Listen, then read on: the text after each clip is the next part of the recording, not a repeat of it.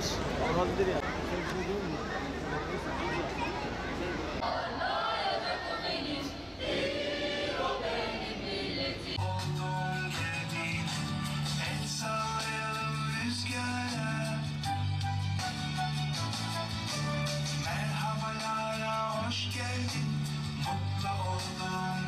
Geleceğimizin teminatı olan fidanlarımıza ilk can suyu olarak eğitim vermeye başlayacağımız ilköğretim haftasına erişmenin mutluluğu ve heyecan içerisindeyiz.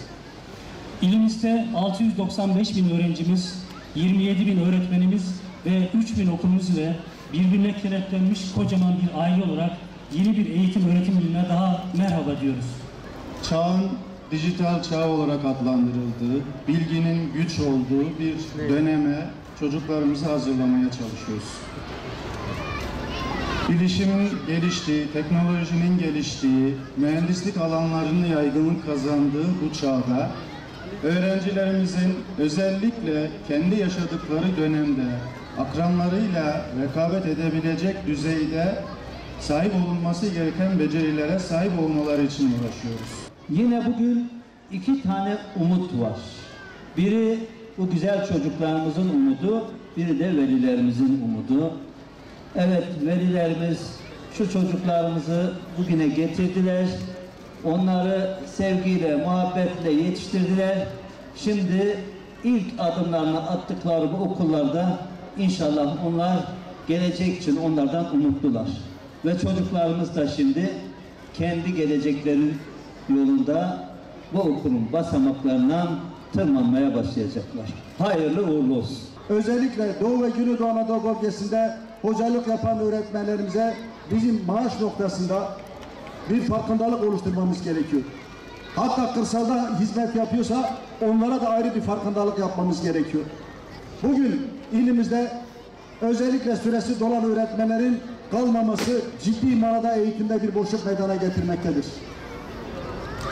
Ben burada rakamları telaffuz etmek istemiyorum ama çok ciddi manada bir öğretmen açığımızın olduğunu sizlerin takdirine sunmak istiyorum.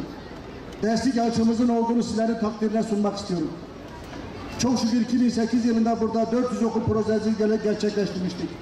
Eğer bugün biz onları yapmamış olsaydık ciddi manada şu anda bütün okullarımızda ikili öğretime geçilmiş olacaktı.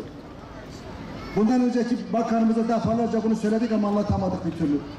Bugün benim ilkokula başlayan öğrencim Halfeti'den, Bozova'dan ve Hilvan ilçelerinin nüfusundan fazla. Bu zenginliğimizi, bizim bu değerimizi çok iyi korumamız gerekiyor. Aksi takdirde şimdi olduğu gibi hep Türkiye ortalamasının gerisinde kalmaya devam ederiz.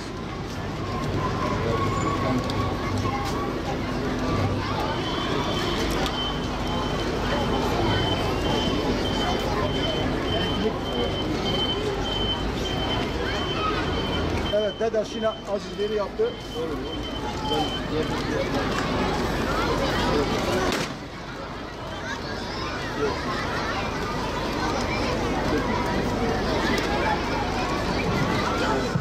Dedeş yine azizliğini yaptı. Eğitim öğretim günü bari olmasaydı. Evet. Bu 2022-2023 eğitim öğretim döneminin bütün ülkemize ve başta Şanlıurfa'mıza hayırlı olmasını diliyorum. Çocuklarımızı, evlatlarımızı okullara gönderen anne babaları tebrik ediyorum. Hocalarını tebrik ediyorum.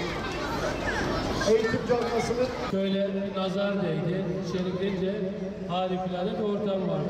Okulumuz pırıl pırıl, öğrencilerimiz heyecanlı, velilerimiz heyecanlı, biz de heyecanlıyız. Milli Eğitim Müdürümüz 3.000 yakın okulumuz, 30 bin üzerinde öğretmenimiz, binlerce dersliğimiz, 700 bine yakın öğrencimizle Türkiye'nin en fazla eğitim kadrosu olan, öğrencisi olan bir iliz.